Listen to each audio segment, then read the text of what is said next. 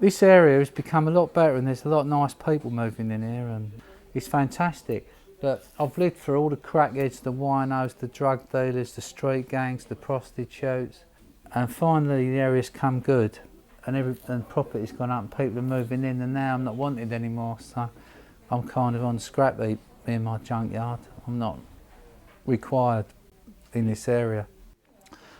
It's a bit of a tapestry in here where you've got sex, you know, you've got Sodom and Gomorrah mixed with art and, you know, regular old vintage signs and old movie stuff. Yeah, I suppose this is a bit like your ultimate Sunday roast for your eyes, you know, it's got everything. This one here, I made this for, this was Professor Green, but this was his new record that's out at the moment, Oh You're Getting Enough, I made that one.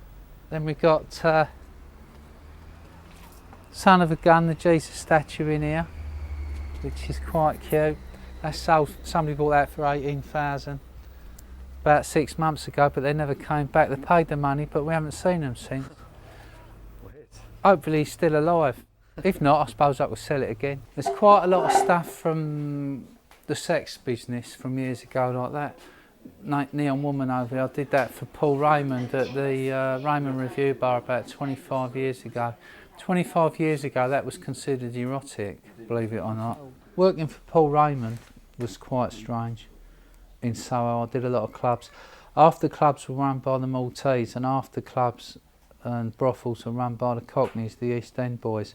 So there was a big undercurrent of problems between those two groups because it was very territorial. Right. And I used to work for both and Paul Raymond was like the godfather, he was like the king.